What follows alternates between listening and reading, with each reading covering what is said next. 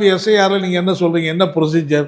அதாவது 2002 தொகுதியில் வாக்காளர் பட்டியலில் யார் யாருக்கு பேர் இருக்குதோ அவங்கெல்லாம் அந்த பட்டியலில் இருக்கக்கூடிய வாக்காளர் பட்டியலில் இருக்கிற எண்ணு, அந்த பாகத்து எண்ணு, அவருடைய முகவரி எல்லாத்தையும் நீங்கள் கோட் பண்ணி இந்த அப்ளிகேஷனில் கோட் பண்ணணும்னு சொல்கிறீங்க. கரெக்டு.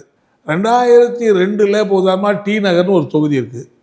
2002 அப்படி ஒரு தொகுதி இருந்ததாங்கிறதே ஒரு கேள்வியாக வரும். ஒன்று, பல தொகுதிகள் புதுசாக மாற்றி அமைக்கப்பட்டிருக்கு. ஒரே தொகுதியில் இருக்கிற வாக்காளர்கள் பல்வேறு தொகுதிகளுக்கு பிரித்து அனுப்பப்பட்டிருக்காங்க.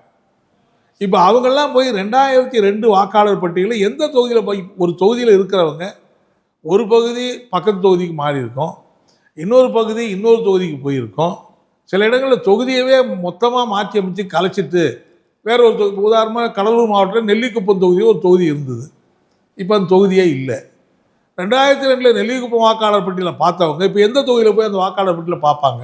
ஆகவே நீங்கள் என்ன சொல்கிறீங்கன்னா, இப்போ நடைமுறையில் இருக்கிற எந்த வாக்காளர் பட்டியலும் நாங்கள் ஏற்றுக்கொள்ள முடியாதுன்ட்டீங்க. அந்த விதி என்ன சொல்லுதுன்னா, நீங்கள் எஸ்ஐஆர் நடத்தி முடிக்கிற வரையில் இந்த வாக்காளர் பட்டியல் செயலில் இருக்கும்னு சொல்லுது. ஆனால் இந்த வாக்காளர் பட்டியலில் கரண்ட் வாக்காளர் பட்டியலை நீங்கள் கணக்கில் எடுத்துக்க முடியாதுங்கிறீங்க. 2002 வாக்காளர் பட்டியலில் பெயர் பார்க்கணும்னா எப்படி போய் பார்க்க முடியும்? அந்த தொகுதி எங்கே போய் ஒரு மக்கள் தேட முடியும்? இது எல்லாமே என்னென்னா, நீங்கள் ஆன்லைனில் டவுன்லோட் பண்ணி பாருங்கன்னு ஒரு ஐடியை கொடுத்தீங்க.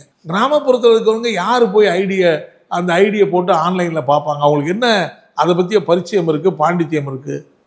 மலைவாழ் மக்களோ அல்லது அடித்தட்டில் இருக்கக்கூடிய சாதாரண ஏழை உழைப்பாளி மக்களோ அன்றாட கூலி தொழிலாளிகளோ எங்கே போய் இந்த ஆன்லைனில் இதெல்லாம் பார்க்க முடியும்? பார்த்து அவங்களுடைய பட்டியலை பேரை எப்படி எடுக்க முடியும்?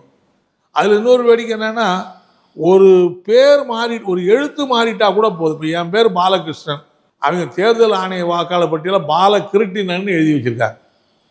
நாங்கள் பாலகிருஷ்ணன் 50 தடவை போட்டால் கூட அந்த பேர் வரமாட்டேங்குது. பாலகிருட்டினன்னு அவர் எழுதியிருக்காருன்னு எனக்கு எப்படி தெரியும்? அந்த பட்டியலில் இந்த பேர் இப்படி இருக்குன்னு எனக்கு எப்படி தெரியும்?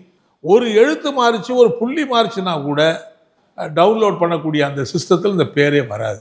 இது எல்லாத்தையும் நீங்கள் ஒரு மாதத்துக்குள்ளே அவங்க பூரா பண்ணணும் அப்படின்னு சொல்கிறீங்க. ஆகவே இந்த மாதிரி நீங்கள் பண்ணுறதுனால கணிசமான வாக்காளர்கள் அவங்க அந்த பட்டியலை தேடி எடுக்க முடியாது, அவங்களால டவுன்லோட் பண்ண முடியாது.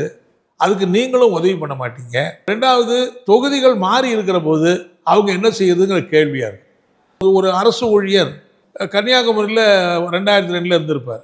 இப்போ அவர் சென்னைக்கு பணிமாற்றல் ஆகி வந்திருப்பார். இப்போ 2002 அங்கே இருக்கிறவர் இங்கே எப்படி வாக்குப்பதிவு பண்ண முடியும்?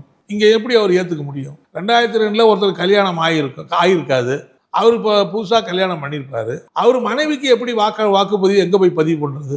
இப்படி ஏராளமான கேள்விகளும் ஏராளமான குழப்பங்களும் நீங்கள் செய்யக்கூடிய அந்த எஸ்ஐஆரில் இருக்கிறது என்பது பெரிய ஜனங்களுக்கு ஒரு பெரிய குழப்பத்தை உண்டாக்கியிருக்கு.